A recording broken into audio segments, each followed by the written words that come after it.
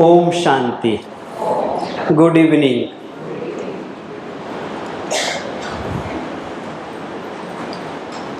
बहुत दफ़ा हम सब क्या रुचि रहती है, इंटरेस्ट रहता है, उत्सुकता रहती है कि हम अपने भाग्य के बारे में जानें कि हमारे भाग्य में क्या लिखा हुआ है। हम सब कोशिश करते हैं कहीं से भी इन्फॉर्मेशन मिले और अपने भविष्य की जानकारी प्राप्त करें कि हमारा फ्यूचर कैसा है। आप में से कौन कौन चाहते हैं, इच्छा रखते हैं, जानने की कोशिश करते हैं कि हमें अपने भाग्य के बारे में पता चल जाए? कौन कौन जानना चाहते हैं अपने भाग्य के बारे में? सभी, ज़्यादातर लोग हाथ खड़ा कर रहे हैं कि पता चल जाए कि हमारा भाग्य कैसा है, फ्यूचर में हमारे साथ क्या होने वाला है। आज आपको पता चले कि शाहबाद के किसी मंदिर में कोई बड़ा ज्योतिषी आया हुआ है और सबका भाग्य बता रहा है, तो जितने यहाँ बैठे हैं उसमें से आधे भाग के वहाँ पहुँच जाएंगे कि भाई जी लेक्चर हम बाद में सुन लेंगे, पहले भाग्य का पता करके आते हैं। हम सब लोग फैमिली में, फ्रेंड्स में जब इकट्ठे बैठे होते हैं तो भी एक कोई व्यक्ति अगर कहता है कि मुझे हाथ की रेखाएं देखने आती हैं, तो हम फटाफट अपना हाथ आगे कर देते हैं कि मेरा भाग्य बताइए, मेरे हाथ में क्या लिखा है। अब जीवन के दो पहलू हैं। एक पहलू ये है कि हम पता करें कि मेरा भाग्य कैसा है, मेरा भविष्य कैसा होने वाला है, मेरे भाग्य में क्या क्या लिखा हुआ है। और दूसरी चॉइस ये है कि हम अपनी चॉइस से, अपनी मर्जी से अपना भाग्य लिखें। कौन सी बढ़िया चॉइस है? भाग्य के बारे में पता करना कि क्या है, या अपनी मर्जी से अपना भाग्य खुद लिखना? अपना भाग्य लिखना। तो 2 मिनट के लिए साइलेंट होके जैसा मैं आपको कहूँ वैसा सोचना शुरू करना, अपने आप से पूछना, अपनी चेकिंग करना कि जीवन में हमारे साथ कई बार हम बहुत कुछ चाहते हैं, बहुत सारी प्लानिंग करते हैं, लेकिन वैसा नहीं हो पाता। क्या कारण है कि कई बार किसी क्षेत्र में हम बहुत ज़्यादा मेहनत करते हैं लेकिन कामयाबी नहीं मिलती, और कहीं कहीं बिना कुछ किए ही जो चाहा भी नहीं होता वो भी मिल जाता है। क्या कारण है कि जिनके ऊपर हम बहुत ज़्यादा विश्वास रखते हैं या करते आए, वो लोग हमें धोखा दे देते हैं, और जिनसे कोई उम्मीद नहीं थी, कोई चाहत नहीं थी, वो हमारी मदद के लिए तैयार हो जाते हैं। क्या कारण है? अपने आप से पूछिए। अपने आप से ये भी पूछिए कि मेरे भाग्य का निर्माता कौन? Who is the architect of my destiny? मेरे भाग्य का निर्माता मैं हूँ। भाग्य लिखने की कलम मेरे पास है या किसी और के पास है या भगवान के पास है? कौन मेरा भाग्य लिखता है? और किसी कारण से अगर मेरा भाग्य सही नहीं लिखा गया तो उसको ठीक करने की ताकत किसके पास है? वो मेरे पास है या हमें कहीं दूसरों के पास जाना पड़ेगा, दूसरों से उपाय जानने पड़ेंगे कि जिससे मेरा भाग्य सही हो जाए? तो आज हम इन सब बातों के ऊपर चर्चा करेंगे कि भाग्य बड़ा है या कर्म बड़ा है, भाग्य कौन लिखता है, और कैसे अपने भाग्य को सही किया जा सकता है। कई बार हमारे साथ कुछ ऐसी अनहोनी घटनाएं हो जाती हैं जो हम चाहते नहीं हैं। अचानक कहीं बीमारी आ जाती है, कोई प्राकृतिक प्रकोप आ जाता है, कोई और समस्या आ जाती है, और हम फिर अपने आप से पूछते हैं कि आखिर मेरे साथ ऐसा क्यों हुआ? मेरे पास ही प्रॉब्लम क्यों आती है? मैंने किसी का बुरा नहीं किया, किसी के साथ गलत नहीं किया, किसी के लिए कुछ बुरा सोचा नहीं, मेरे साथ ऐसा क्यों हो रहा है? फिर हमारा ध्यान जाता है जो बचपन से हम सुनते आए कि जो कुछ होता है किसकी मर्जी से होता है? ऊपर वाले की मर्जी से होता है।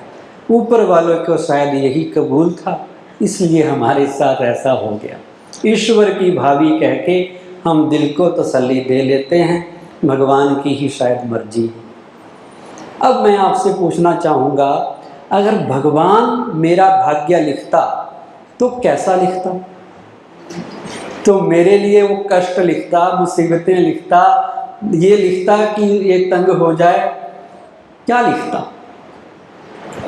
अगर भगवान लिखता तो परफेक्ट भाग्य लिखता ना, अच्छे से अच्छा लिखता ना, ब्राइट फ्यूचर बनाता ना हम सबका। यूं भी दुनिया में जो पेरेंट्स हैं, अगर उनको चॉइस दी जाए, माता पिता को चॉइस दी जाए कि उन्होंने अपने बच्चे का भाग्य लिखना है, सपोज आपको वो पावर मिल जाए, आपका एक बच्चा है, तो आप उसके लिए क्या भाग्य लिखेंगे? उसके बारे में क्या लिखेंगे? बढ़िया से बढ़िया, क्लास में वो फर्स्ट सेकंड आए या फर्स्ट, सेहत कैसी हो उसकी, बिल्कुल अच्छी, सब कुछ अच्छा लिखेंगे ना। और अगर दो बच्चे हों तो दोनों में भेदभाव लिखेंगे कि एक फर्स्ट आ जाए, एक सेकंड भी आ जाए, एक पढ़ने में होशियार हो जाए, एक डफर भी चलेगा, एक विदेश चला जाए, एक यहीं रह जाए? कुछ पार्शलिटी करोगे दोनों में? दोनों में भी बराबर का करोगे। तो एज ए पेरेंट्स आप अपने बच्चे का फ्यूचर ब्राइट लिखोगे, परफेक्ट लिखोगे, और अगर ज़्यादा बच्चे हैं तो इक्वल लिखोगे, कोई पार्शलिटी नहीं करोगे।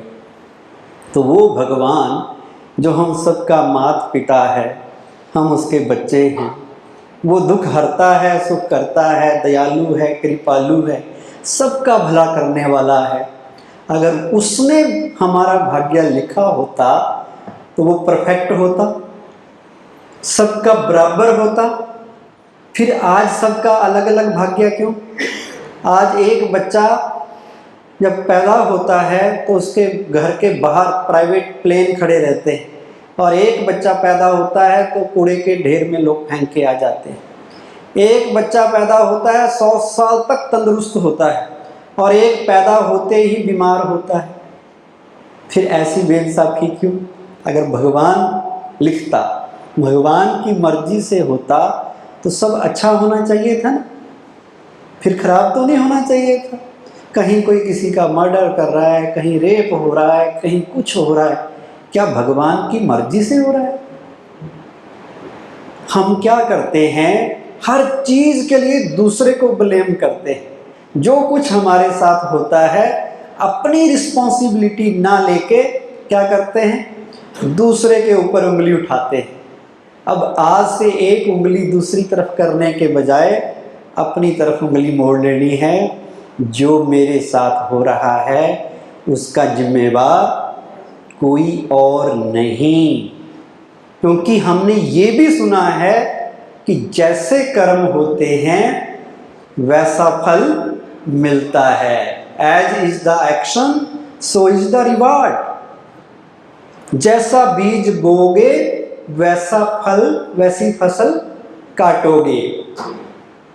Every action there is equal and opposite action, Newton का थर्ड लॉ ऑफ मोशन हमने सब पढ़ा है। तो जैसा हम कर्म करेंगे वैसा हमारा भाग्य बनता है। अगर सही कर्म करेंगे तो कैसा भाग्य बनेगा? सही बनेगा। अगर खराब कर्म करेंगे तो कैसा भाग्य बनेगा? कैसा भाग्य बनेगा? खराब बनेगा। इसलिए ये बात पक्की कर लेनी है कि मेरे साथ जो हो रहा है उसका जिम्मेवार कोई और नहीं, मेरे ही कर्म मेरे पास भाग्य बनके या दुर्भाग्य बनकर आ रहे हैं। मेरी ही दी हुई चीज़ रिटर्न आ रही है। फिर हम क्या करते हैं, हमेशा दूसरे को ब्लेम। एक तो इसलिए ब्लेम करते हैं कि भाग्य ठीक नहीं है। अब भाग्य को ठीक करना है तो फिर उपाय क्या है? वो भी फिर हम दूसरों के पास जाते हैं, लोगों से पूछते हैं क्या करूं, मेरे ऊपर ये प्रॉब्लम आ गई, ये हो गया, वो हो गया। वो भी सोल्यूशन भी बाहर ढूंढ रहे हैं, प्रॉब्लम भी दूसरों को बना रहे हैं।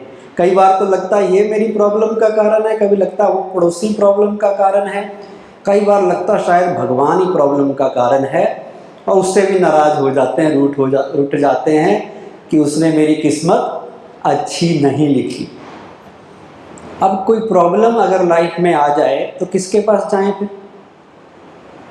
लाइफ में प्रॉब्लम तो आती है ना, परेशानियां आती हैं, दुख आते हैं, कष्ट आते हैं, फिर किसके पास जाएं? मान लो ये माइक है, इस माइक में गड़बड़ हो जाए तो कहाँ जाएंगे? जिसने माइक बनाया है। तो हमें लगता है कि भाग्य लिखा है परमात्मा ने, इसलिए उसके पास चले जाते हैं, फिर उसे कहते हैं मेरा ये काम कर दे, मेरा वो कर दे, मुझे इतना दे दे, मेरी ये इच्छा पूरी कर दे, मेरी शादी करा दे, नौकरी दिला दे, वो कर दे। और जब वो फिर उसको इंसेंटिव भी देते हैं इंसेंटिव कि अगर तुमने मेरा काम कर दिया तो क्या करूँगा, तो मैं प्रसाद चढ़ाऊँगा, 16 सोमवार के व्रत रखूँगा, तुम्हारे मंदिर में आके नंगे पाँव चलते हुए आऊँगा। और फिर जब हो जाए तो हम कर भी देते हैं, ना होए तो नहीं करते फिर। मतलब डील ऐसी है जैसे बिजनेस की डील, अगर तूने मेरा काम किया तो मैं भी करूँगा, अगर तूने नहीं किया तो मैं भी नहीं करूँगा।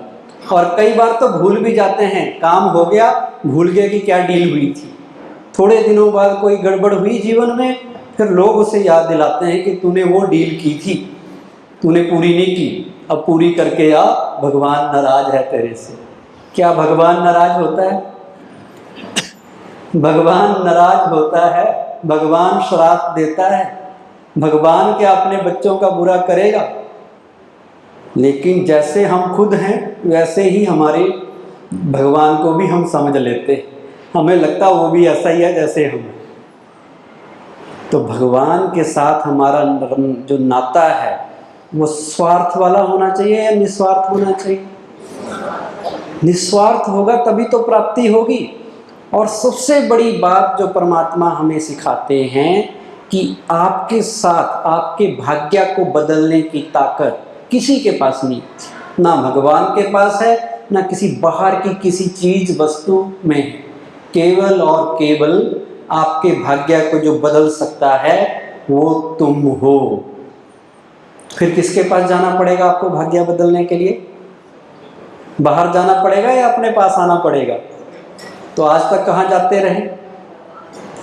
आज तक लोगों से पूछते रहे क्या करूं क्या करूं, और लोगों ने कई तरह के काम हमसे करवा दिए अभी तक कि तुम्हारा भाग्य तब श्रेष्ठ होगा, ये पहन लो, ये कर लो, वो कर लो। लेकिन जो करना था वो नहीं बताया कि अपने कर्म चेंज करने थे।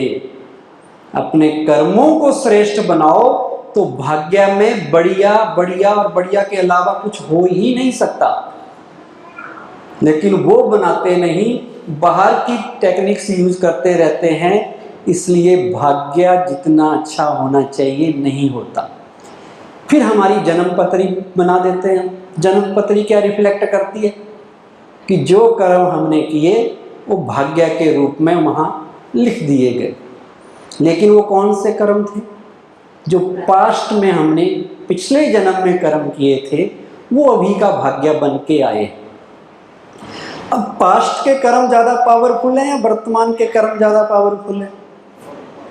कई बार हम पास्ट के कर्मों से डर जाते हैं कि पीछे बहुत पाप हुए हैं, लेकिन जो पास्ट में हुआ वो तो हमारे कंट्रोल में नहीं है। अभी हमारा कंट्रोल वर्तमान के कर्म हैं। अगर अभी के कर्म अच्छे होंगे तो पास्ट के कर्मों का इफेक्ट जो हमारे साथ है वो धीरे धीरे डाइल्यूट होता जाएगा। ध्यान केवल वर्तमान के कर्मों को देना है।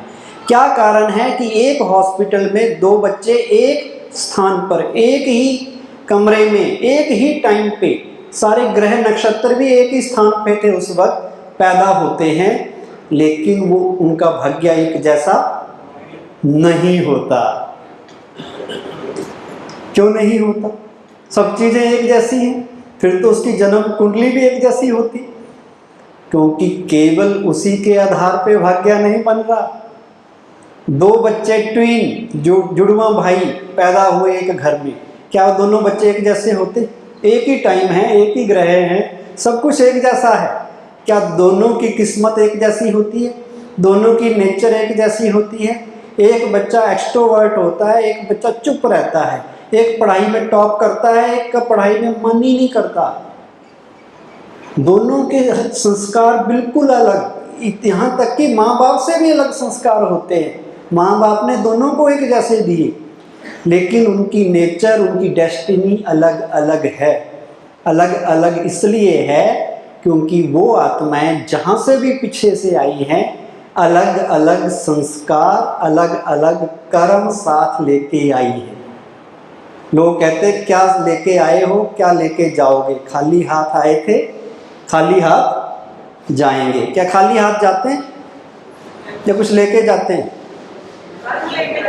कर्म, वेरी गुड। जब हम जाते हैं तो कर्म और संस्कार साथ लेके जाते हैं, और जब दोबारा जन्म लेते हैं तो वो कैरी फॉरवर्ड होके अगले जन्म में आते हैं। तो इसलिए क्या साथ जाएगा? आपके कर्म, आपके द्वारा किए बनाए गए संस्कार, आपकी हैबिट्स। तो ये पक्का कर लेना है। अभी पीछे 31 मार्च होके गई।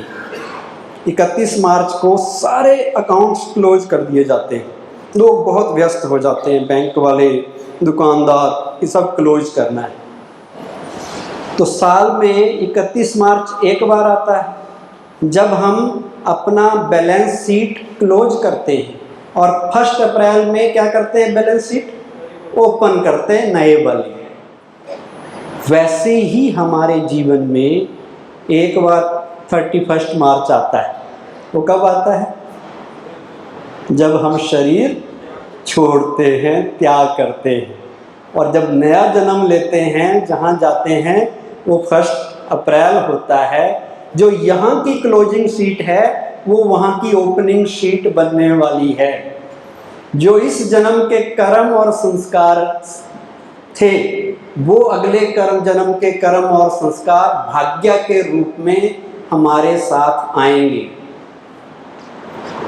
तो मतलब क्या हुआ कि हमें यहाँ वाली क्लोजिंग शीट को इतना अच्छा बनाना है ताकि आगे जब हम जाएं तो सब कुछ ठीक ठाक करके जाएं, कोई हिसाब किताब रख के ना जाएं।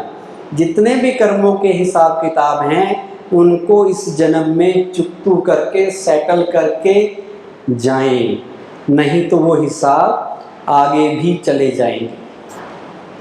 अब एक और चीज़ आपको बताते हैं, वो है कर्म की परिभाषा। कर्म किसे कहते हैं, जो आपको और गहराई से इस बात को समझने के लिए प्रेरित करेगा। कर्म वो एनर्जी है जो हमारे से बाहर जा रही है। वो एनर्जी जाती है हमारे बोल, हमारी सोच, हमारे व्यवहार से। तो कर्म माना मेरी सोच, सब बोले, मेरी सोच, मेरे बोल और मेरा व्यवहार। तो एक एनर्जी है जो मेरे से बाहर जा रही है दुनिया में अभी वर्तमान में, वो है मेरे कर्म। और एक एनर्जी है जो बाहर से मेरी तरफ आ रही है, वो है मेरा भाग्य, जो मेरे हाथ में नहीं है। वो सिचुएशन है, वो मेरा लक है, वो मेरा डेस्टिनी है। वो बाहर से एनर्जी मेरे पास जा आ रही है। अब दोनों के बीच में क्या रिलेशन है? कर्म और भाग्य के बीच में कर्म अभी जा रहा है, और भाग्य वो एनर्जी है जो कभी मैंने दी थी, अब वो रिटर्न होके मेरे पास आ रही है। और कर्म वो एनर्जी है जो मैं अभी दे रहा हूँ, और फ्यूचर में मेरा भाग्य बन के मेरे पास आएगी। प्रेजेंट, पास्ट, प्रेजेंट, फ्यूचर, ये रिलेशन समझ आया?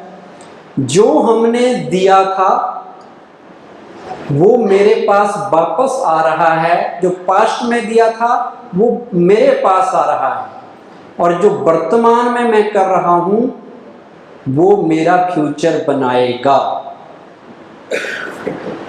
जो वर्तमान का कर्म है, जो एनर्जी मैं दे रहा हूं बाहर, वो मेरा फ्यूचर डिसाइड करेगा। और जो मेरा भाग्य अभी बना है वो है जो मैंने दूसरों को कर्म के रूप में पास्ट में दिया था। जो कर्म मैंने किए थे पहले वही रिटर्न होके मेरे पास आते हैं, और उसका जिम्मेवार केवल और केवल कौन है? मैं हूँ। अगर मेरे साथ कुछ गलत होता है, कुछ भी बुरा होता है, और मेरे अंदर बार बार प्रश्न पैदा होता है कि ये क्यों, मेरे पास ही प्रॉब्लम क्यों आ रही है, मेरी लाइफ में ही उतार चढ़ाव क्यों आते हैं, तो उसके लिए कभी दूसरे को दोष नहीं देना। क्या समझना? उसके लिए कौन जिम्मेवार है? मैं। मेरे पास्ट में किए हुए कर्म ही मेरे पास रिटर्न होके आ रहे हैं।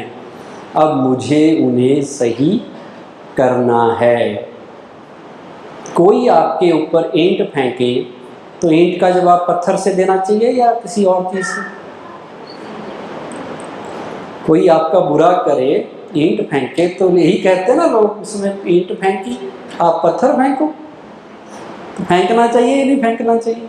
उसने आपका बुरा किया, आप और बुरा करो। सबसे पहले क्वेश्चन तो ये है कि उसने ईंट फेंकी क्यों आपके ऊपर? क्यों फेंकी? वर्तमान आपका क्या है?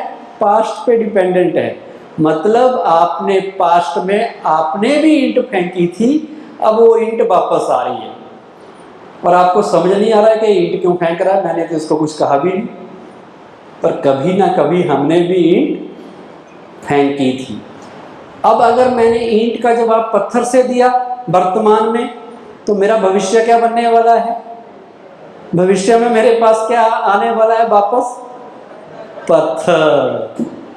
तो याद रखना, ये कर्म का हिसाब है। हम सोचते हैं उसको हम सेट कर देंगे, बदला ले लेंगे, बराबरी हो, कोई बराबरी नहीं हो रही है। आपने जो दिया वो आएगा वापस। आपने ईंट दी थी तो ईंट आई, अब पत्थर फेंकोगे तो कल फ्यूचर में पत्थर भी वापस आएगा। इसलिए इस लाइन को बदल दो आज से, मुझे ईंट का जवाब फूल से देना है। किससे देना है?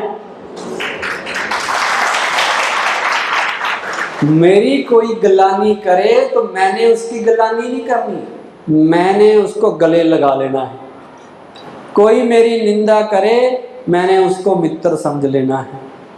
अगर मैंने भी निंदा की तो अगले दिन वो डबल निंदा करेगा मेरी। जो दोगे वही वापस आता है, ये कर्म सिद्धांत है। इसलिए कोई कितना भी नेगेटिव करे आपके साथ, आपने उसके साथ उतना ही पॉजिटिव आपको होना पड़ेगा, तब आपका कर्मों का हिसाब सेटल होगा। नहीं तो कर्मों की गुहिया गति बहुत, कर्म चलते रहते, इससे बचते नहीं लोग। जब हम इस दुनिया को छोड़ के जाएं, जिस दिन हमारा 21 मार्च आए, हमारे सारे हिसाब किताब चुकतू होके जाएं। कुछ भी किसी के साथ हिसाब हमारा लेन देन का ना रहे, तब अगली जर्नी हमारी सही होगी। नहीं तो अगली जर्नी में भी वो प्रॉब्लम बन के आएंगे। आपको लगा कि मैंने 5,000 मार लिए, क्या फर्क पड़ा? शरीर छोड़ दिया। अब अगले जन्म में आप पहुंच गए। 7 बजे आप अपने घर से निकले किसी दिन सवेरे सवेरे, खाली रोड थी, कार में जा रहे थे, अचानक दूसरी कार मोड़ पे आ गई और आपसे टकरा गई, और उसने आपसे 5,000 रुपये निकलवा लिए। अब आप सोच रहे हैं कि मेरा क्या कसूर, आज इसी रास्ते से मुझे जाना था, पहले मैं उस रास्ते से जाता था, आज सवेरे सवेरे ही टक्कर होनी थी। हाय मेरी किस्मत खराब, मेरे पास ही प्रॉब्लम आती है, मेरे 5,000 चले गए। क्यों चले गए? क्योंकि पिछले कहीं ना कहीं दूसरे के लिए थे, इसलिए चले गए। वो होता है अकाउंट, उसे कहते हैं कार्मिक अकाउंट, कर्मों का हिसाब किताब। अब ऐसा जब हो जाए तो परेशान नहीं होना, तो सोचना कर्ज था हल्का हो गया, उतार दिया कर्ज, इससे लिया था दे दिया, ये तो सिंपल सी बात है। कई बार कर्मों के रिलेशन इतने गहरे होते हैं, इतने कॉम्प्लिकेटेड कर्म हम कर देते हैं, हमारी वजह से मान लो किसी को बहुत बड़ी प्रॉब्लम आ गई, हमारी किसी एक्टिविटी के कारण उसका परिवार बिखर गया, घर में प्रॉब्लम आ गई, हेल्थ खराब हो गई, सब कुछ तहस नहस हो गया हमारे कारण, और उस आत्मा को, उसके परिवार को बहुत दुख से गुजरना पड़ा। हमें लगा हमने क्या किया भाई, जो हुआ ठीक है, लेकिन नहीं, कर्मों से बच नहीं सकते, कर्मों के फल मिलते हैं। कुछ नहीं हुआ आपको इस जन्म में, ठीक ठाक रहा। अब 30 साल बाद, 40 साल बाद आपने अपना शरीर छोड़ दिया, चले गए, उसने भी छोड़ दिया, आपने भी छोड़ गए, वो भी नए जन्म में चला गया, आप भी नए जन्म में चले गए। अब अगले जन्म में कहीं ना कहीं उससे मुलाकात होगी और जो गलत किया था लगभग वैसा ही आपके साथ होने लग जाएगा, और फिर आप दोबारा कहेंगे मेरे साथ ऐसा क्यों हो रहा है, मैंने किसी का बुरा नहीं किया, किसका नुकसान नहीं किया। लेकिन हो इसलिए रहा है क्योंकि कभी ना कभी बीज बोया था। जब वो एनर्जी है जो हमने दूसरों को दी थी, नेगेटिव एनर्जी जब दी थी तब तो सोचा नहीं, अब जब वापस आ रही है तो दिख रहा है कि ये मेरे साथ गलत क्यों कर रहा है, मेरे साथ बेइंसाफी क्यों हो रही है। तो जब एनर्जी दें, जब कर्म करें, जब कुछ भी करें, उस वक्त ध्यान से करें कि मैं क्या दे रहा हूँ। अगर किसी को दुख दिया, कष्ट दिया, कुछ भी गलत किया, कभी ना कभी वो चीज़ मेरे पास वापस आएगी। लेकिन जो दे दिया उससे कैसे बचे? मेन चीज़ है कि वर्तमान को तो सही कर सकते हैं, लेकिन जो पहले कभी किया था वो भी हमें तंग कर रहा है, उससे बचने का क्या तरीका है? तो उससे बचने का उपाय आपको बताता हूँ, बड़ा इम्पोर्टेंट उपाय है। अगर उसने आपको कष्ट दिया, दुख दिया और आप दुखी हो गए, आप उसके प्रभाव में आ गए और दुखी होके आपने उससे नफरत कर ली, आपने उससे और लड़ाई झगड़ा कर लिया और गुस्सा कर दिया, तो क्या होगा? वो हिसाब किताब बढ़ेगा। और अगर आपने सोचा कि मैं, इसने मुझे जो कर रहा है वो मेरे ही द्वारा हुआ है, अब मैं इसके लिए नफरत नहीं रखूँगा, वो गलत मेरे साथ इसलिए कर रहा है क्योंकि मैंने भी कभी गलत उसके साथ किया था, जो घाव मैंने उसको दिया था अब मुझे ही उसको हील करना है, उस घाव पे नमक नहीं डालना, नहीं तो और अकाउंट उलझता जाएगा और हिसाब किताब बढ़ेगा और दुख की बातें बढ़ेंगी।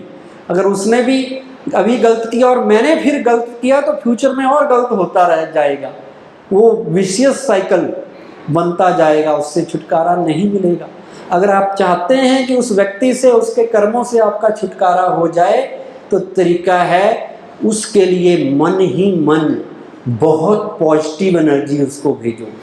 पॉजिटिव एनर्जी, वेल विशेस की शुभ भावना, शुभ कामना, आपका भला हो, आपका भला हो, बहुत प्योर एनर्जी उसको, उसके लिए बहुत अच्छा सोचो। जो आपके लिए गलत सोच रहा है, आप सोचेंगे गलत उसने किया, सोचे हम, सोचना हमारे फायदे में है क्योंकि हमने कर्मों को सही करना है। हमने अब ये चक्कर में, इस उलझन में, इस विशियस सर्कल में नहीं फंसना है।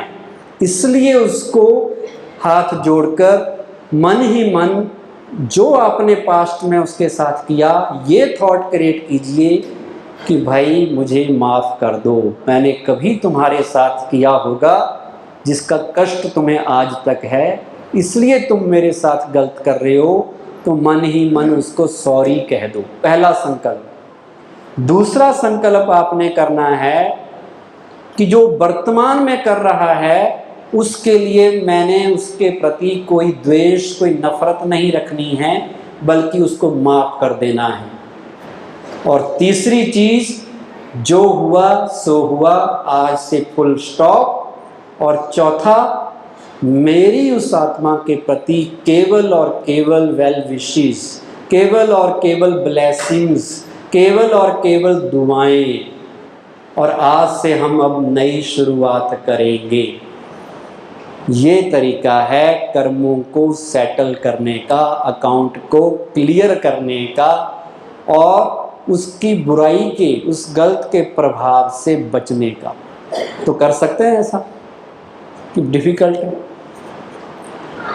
माफ़ी मांग सकते हैं उस व्यक्ति से जो आपके साथ गलत कर रहा है, मन ही मन मांगो। चाहे आप कहेंगे गलत वो कर रहा है, माफ़ी हम मांगे, नहीं, वो गलत इसलिए कर रहा है क्योंकि हमने भी उसके साथ कभी ना कभी गलत किया था।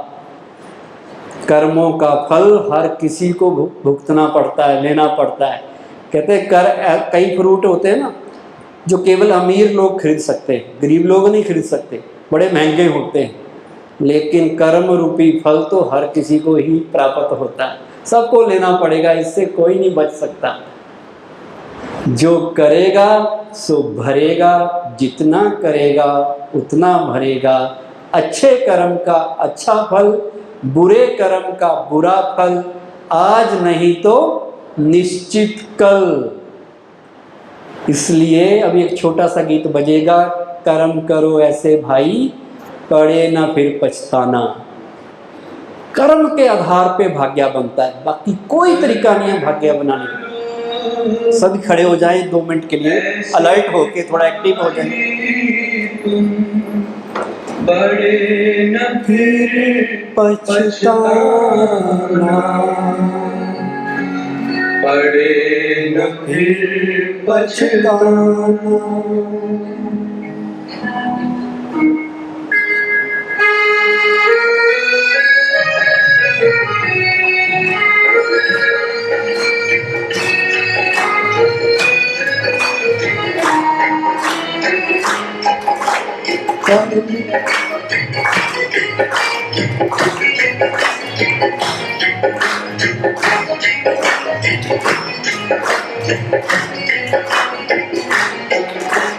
कर्म करो ऐसे भाई तुम, पड़े न फिर पछताना, पड़े न फिर पछताना। कर्म करो ऐसे भाई तुम, पड़े न फिर पछताना, पड़े न फिर पछताना। एक दिन तो धर्मराज को पड़ेगा मुख दिखलाना, पड़ेगा मुख दिखलाना। एक दिन तो धर्मराज को पड़ेगा मुख दिखलाना, पड़ेगा मुख दिखलाना। कर्म करो ऐसे भाई तुम, पड़े न फिर पछताना, पड़े न फिर पछताना। कर्म करो ऐसे, कर्म करो, कर्म करो ऐसे, कर्म करो।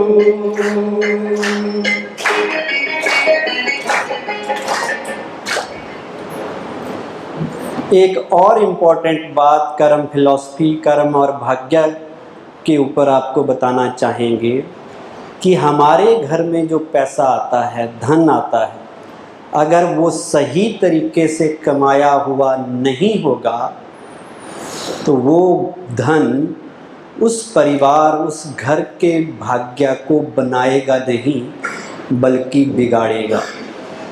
हम 2 तरह का बिजनेस इस दुनिया में है। एक बिजनेस दुनिया का बिजनेस है और एक कर्मों का व्यापार है। तो बाहर के बिजनेस, दुनिया के बिजनेस में प्रॉफिट के लिए हमें कर्मों के बिजनेस में घाटा नहीं करना है। ये नहीं सोचना कि चलता है बिजनेस में, नहीं। अगर हमारे घर में जो पैसा आया वो दुआओं के बिना आया, पैसा तो आया पर दुआओं के बिना आया तो वो पैसा बरकत नहीं देगा। हम कई बार बहुत व्यस्त हो जाते हैं धन कमाने में, दौलत कमाने में, लेकिन साथ में भूल जाते हैं कि उस वक्त जिन लोगों के साथ हम हैं, अगर हमने उन्हें तंग किया, उन्हें सताया, उनकी दुआएं नहीं ली, उनके ऊपर चिल्लाए, उनके ऊपर प्रेशर क्रिएट किया, तो वो धन, उनको संतुष्ट नहीं किया, तो वो धन सुखदाई नहीं होगा। जिस परिवार जिस घर में वो धन आएगा वहाँ बरकत नहीं होगी। इसलिए ऐसा धन कभी स्वीकार नहीं करो जो धन ठीक सही तरीके से ना कमाया गया हो। जहाँ भी आप रहते हैं, जिनके पास आप काम करते हैं, या जो लोग आपके पास काम करते हैं, वो आपके व्यवहार से संतुष्ट होने चाहिए। सुख दे के पैसा कमाना है। अपने प्रॉफिट से पहले बिजनेस का ये रूल है, सामने वाले के प्रॉफिट का ध्यान देना है।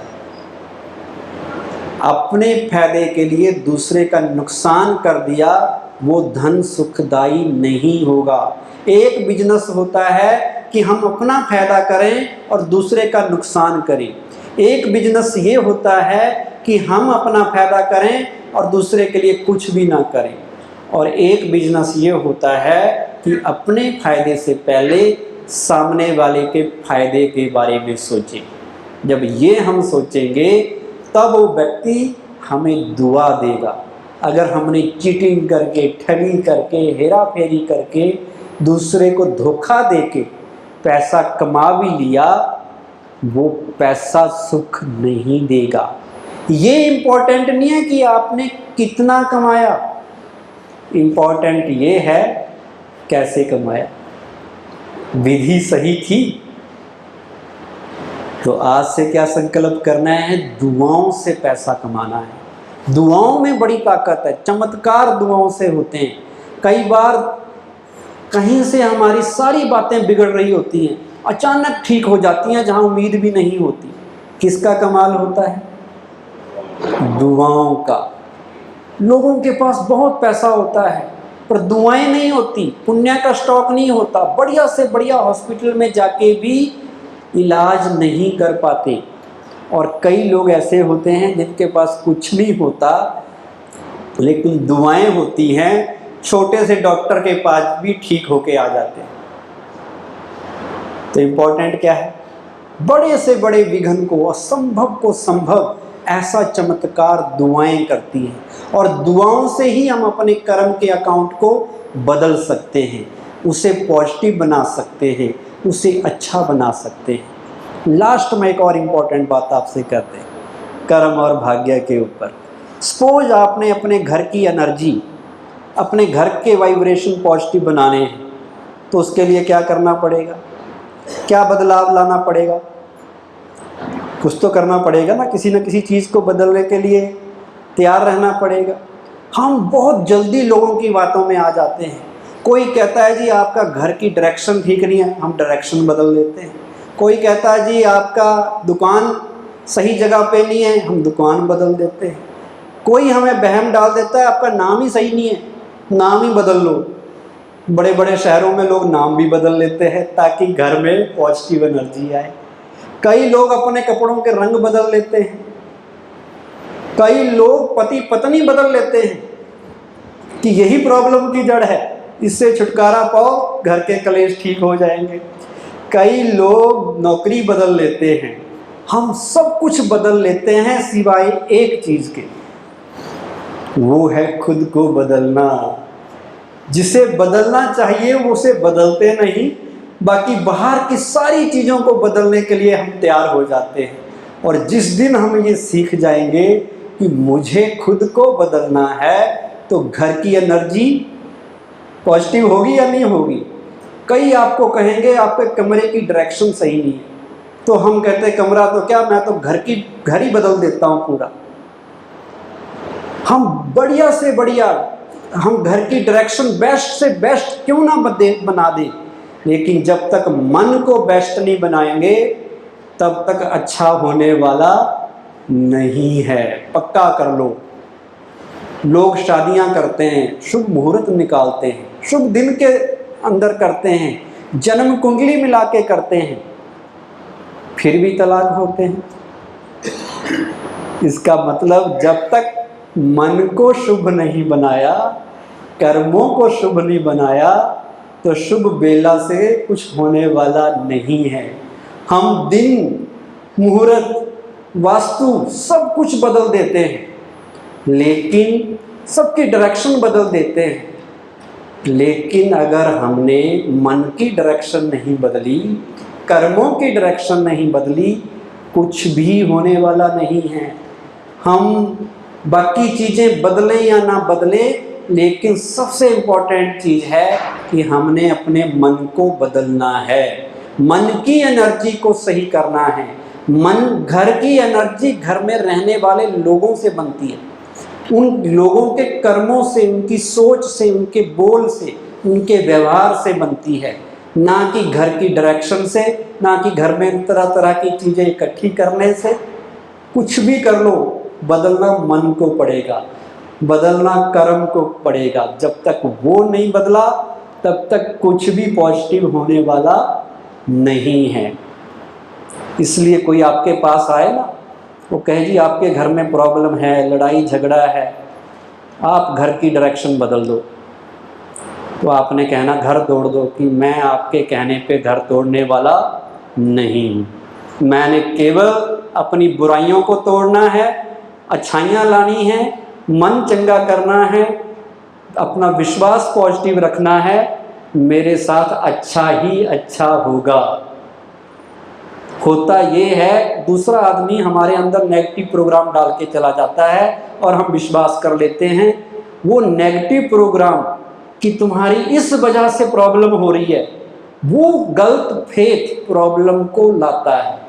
तो मन में गलत फेथ, गलत बिलीव सिस्टम लाओ ही ना। जैसे वो कहते हैं ना, बिल्ली रास्ता काट जाए तो भला होता है, बुरा होता है?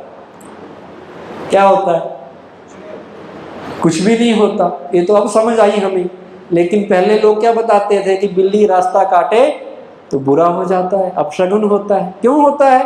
क्योंकि हमने मान लिया कि आज बिल्ली ने रास्ता काटा, आज तो बुरा होना ही है। जो माना वो रॉन्ग प्रोग्राम मन में डाल दिया कि अब बुरा होना है, बुरा होना है। तो भगवान कहता तथास्तु, फिर बुरा ही हो जाता है। और जो कहता आज बिल्ली रास्ता काटी, आज तो बहुत अच्छा होने वाला है और मेरे साथ होता है, वो इसलिए होता है क्योंकि मैंने मन में ये प्रोग्राम डाला है कि मेरा बिल्ली काटने से अच्छा होगा। बिलीव सिस्टम काम करता है, बाकी कुछ नहीं काम करता। तो आपने पॉजिटिव बिलीव सिस्टम बनाना है। कुछ भी हो जाए, मैंने अपने कर्मों को अच्छा बनाना है, अपनी सोच को अच्छा बनाना है, सबसे मीठा व्यवहार करना है, तो मेरी हर चीज़ अच्छे से अच्छी होगी। मेरा भाग्य कितना अच्छा बनेगा फिर आप अपने भाग्य को देख के मुस्कुराएंगे, खुश होंगे और गीत गाएंगे, वह मेरा भाग्य, वह मेरे जैसा भाग्यशाली। सब बोलो, मेरे जैसा भाग्यशाली कोई और नहीं। स्वयं भाग्य विधाता भगवान मेरे साथ है। भगवान ने भाग्य लिखने की कलम ही मेरे हाथ में दे दी है और वो भाग्य लिखा जाता है खुद के कर्मों से, खुद की सोच से, खुद के बोल से। आज से किसी को दोष नहीं देना, कहीं बाहर सॉल्यूशन ढूंढने नहीं जाना, अपने पास आना, अपना बिलीफ सिस्टम बदलना, अपने अंदर पॉजिटिव विचार, पॉजिटिव प्रोग्राम डालना कि मैं ही इसे ठीक कर सकता हूँ। अगर कहीं गड़बड़ है तो गड़बड़ का कारण भी मैं हूँ और उसका निवारण भी मेरे कर्मों पे है। कर्म से ऊपर कुछ नहीं है, जो करता है उसको ही मिलता है। बाकी बाहर की चीज़ें कितनी भी कर लो, कर्म सही नहीं किए कुछ भी बदलेगा नहीं। वैसे ही लड़ाई झगड़े, कला कलेश जो भी है वो होता रहेगा। निकलने का तरीका है अपने आप को पॉजिटिव बनाओ, पॉजिटिव सोच रखो और हर चीज़ इसलिए सोचो कि सब चीज़ें भले के लिए हो रही हैं, सब अच्छी से अच्छी हैं, सब मेरे दोस्त हैं, कोई मेरा विरोधी नहीं है, कोई मेरे लिए प्रॉब्लम नहीं क्रिएट कर रहा, मेरे ऊपर किसी की नज़र नहीं लगने वाली। लोग क्या करते हैं, बड़ा अच्छा घर बनाते हैं, बड़ा महंगे वाला घर, और घर के बाहर एक काला सा चेहरा टंगा देते हैं। कई लोग नींबू और मिर्ची टंगा देते हैं। मैंने पूछा क्यों? कहते नेगेटिव एनर्जी नहीं आएगी। वो नींबू नेगेटिव एनर्जी रोकेगा या हम एनर्जी को रोकेंगे?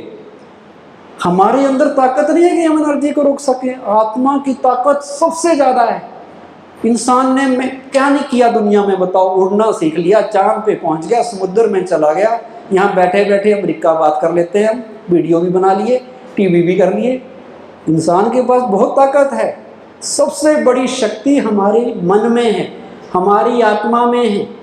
अगर हमने सोच लिया कि मेरे पास नेगेटिव नहीं आएगा तो नहीं आएगा, और जिस घड़ी सोच लिया कि आया, आ गया, लग गई नज़र मेरे ऊपर, तो लगी जाएगी। फिर कौन रोक सकता है? जो आप सोचोगे वही तो होगा। इसलिए सोचना नेगेटिव है ही नहीं। और जब आत्मा की एनर्जी के साथ उस परमात्मा की एनर्जी कंबाइंड हो जाती है तो 1 और 1 111 हो जाते हैं। फिर तो बाहर की एनर्जी कितना भी कोई नेगेटिव कर ले, कितना भी कुछ कर ले, आपके ऊपर असर होने वाला नहीं है। तो आज से अपने को स्ट्रांग बनाना है, अपनी शक्ति बढ़ानी है, अपने को मजबूत बनाना है, तो आपका भाग्य श्रेष्ठ से श्रेष्ठ बनेगा। अभी सभी खड़े हो जाएं और आज का टॉनिक, जो हैप्पीनेस टॉनिक है, वो हम रिपीट करेंगे और आप संकल्प के रूप में उसको लेंगे। और कल बहुत महत्वपूर्ण विषय के ऊपर हम बात करेंगे। कल का जो लेक्चर रहेगा वो मैं कौन हूँ, अपने आप को जानना। आज तक हम दुनिया को तो जानते आए, अपनी हमें पहचान नहीं। मैं कौन हूँ, कहाँ से आया हूँ, मुझे क्या करना है, मैं वो हूँ जो मैं समझ रहा हूँ या कुछ और हूँ, मैं क्या है, मेरा क्या है। वो ज्ञान, आत्म अनुभूति, जो गीता का पहला पाठ है, जो अध्यात्म और राजयोग मेडिटेशन का फर्स्ट लेसन है। अब कल से हम मेडिटेशन की ओर बढ़ रहे हैं, राजयोग की ओर बढ़ रहे हैं, और उसका फर्स्ट चैप्टर कल आपके सामने रखा जाएगा। तो उसको आपने मिस नहीं करना। आने वाले 5 दिन वही राजयोग की यात्रा, अध्यात्म की यात्रा की ओर हम बढ़ रहे हैं और उसको पूरा समझेंगे। तो उस कल जब आप आएंगे तब तक के लिए ये आपको होमवर्क है, इसे आपने याद रखना है और मन ही मन इसे रिवाइज करना है। मैं भाग्य विधाता भगवान का बच्चा हूँ और बहुत बहुत भाग्यवान हूँ। भगवान मुझे कह रहे हैं, बच्चे तुम चिंता क्यों करते हो, मैं बैठा हूँ ना, मैं 1000 भुजाओं सहित तुम्हारे साथ हूँ। जब भी तुम मुझे बुलाओगे मैं तुम्हें मदद करने के लिए आ जाऊंगा। बच्चे भगवान को बुलाएं और भगवान ना आए, ये हो नहीं सकता।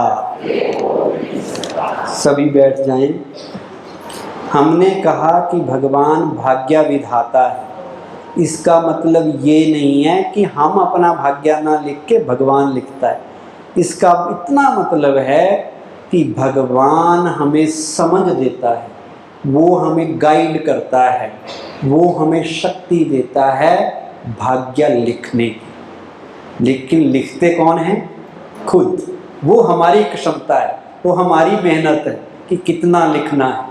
अगर वो लिखता तो सबका ही बराबर लिख देता।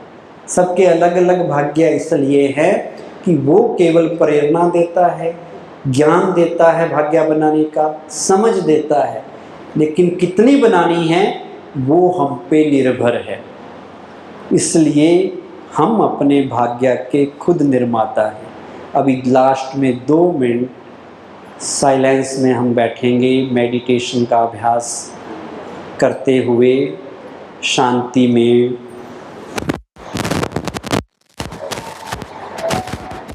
भी कमर सीधी कर लें, एकदम एक्टिव अलर्ट होके अपने आप को किसी बिल्कुल शांत स्थान पे, कहीं समुद्र के किनारे ले जाएं, समुद्र की लहरों को महसूस करें, नुमा शाम के वक्त आसमान में उड़ते हुए पंछियों को देखें, जो पंछी अपने घर वापस जा रहे हैं। अस्त होते हुए सूरज को महसूस करें, बिल्कुल एकांत स्थान, शांत स्थान, चारों ओर शांति ही शांति है। अब ऐसी वक्त में अपने आप से बातें करें और अपने आप को समझाएं कि जो कुछ मेरे जीवन में हो रहा है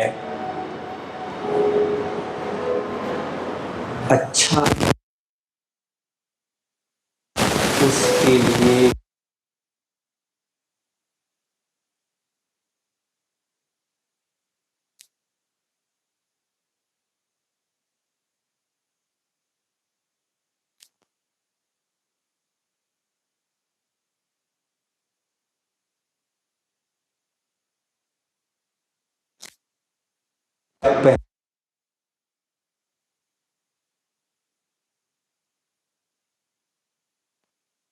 था किसने था।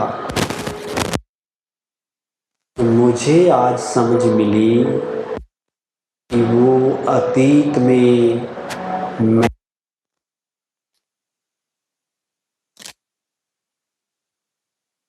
मुझे अपना वर्तमान का भाग्य आने वाले कल का भाग्य श्रेष्ठ बनाना है,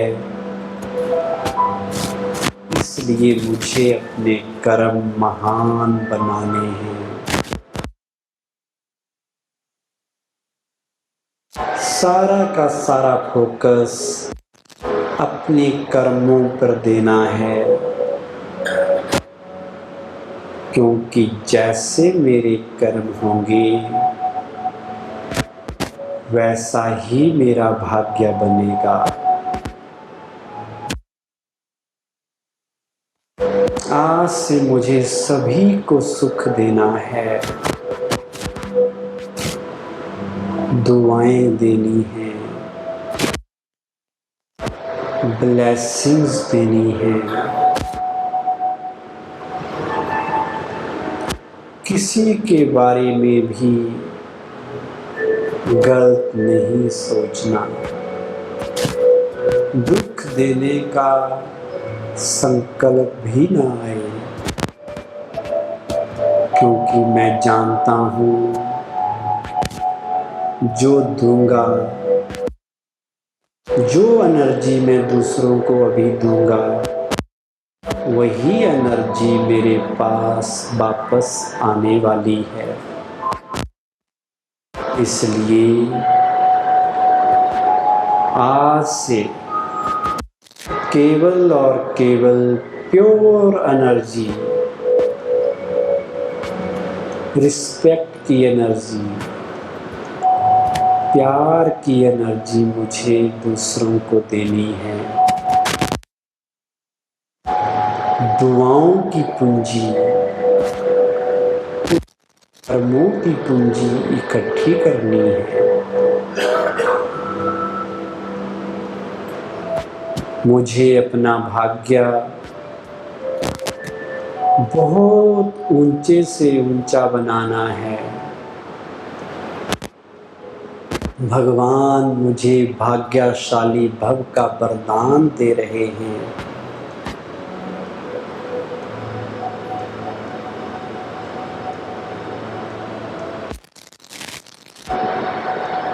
मेरा भाग्य सबसे ऊंच है। जो मुझे समझ मिली है कि भाग्य बनता कैसे है। अब मैं इन सब बातों पर ध्यान दूंगा।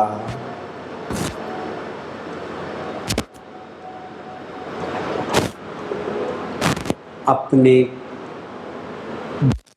के लिए किसी को दोष नहीं दूंगा।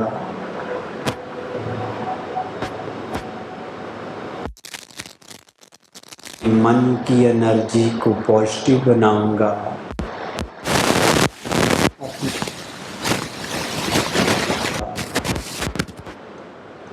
जिससे मेरे घर के वाइब्रेशंस, घर की एनर्जी पॉजिटिव होती जाएगी। मेरा घर परिवार विघ्न मुक्त, समस्या मुक्त होता जाएगा।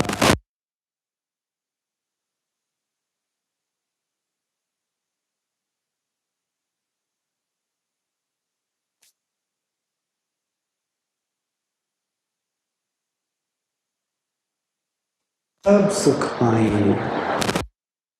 सभी मेरे अपने हैं। सभी ईश्वर की संतान मेरे भाई हैं। कोई मेरे साथ गलत नहीं कर रहा। जो मेरे साथ हुआ वो मेरे ही कर्मों का परिणाम था। अब मुझे अपने कर्म अच्छे करने हैं ताकि मेरा भविष्य सुनहरा बने, मेरा भाग्य सबसे अच्छा बने। किसी से कोई नफरत नहीं, कोई बैड फीलिंग नहीं, कोई मेरे लिए प्रॉब्लम नहीं क्रिएट कर रहा।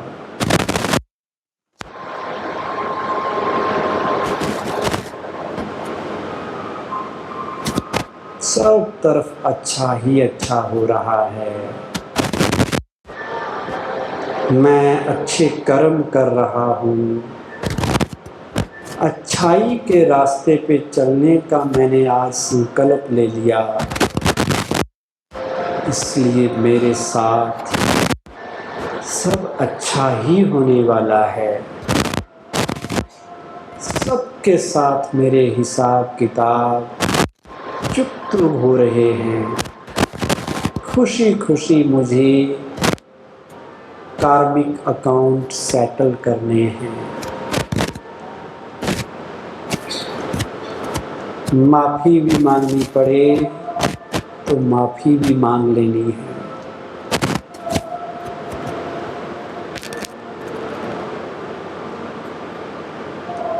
सब अच्छा हो रहा है।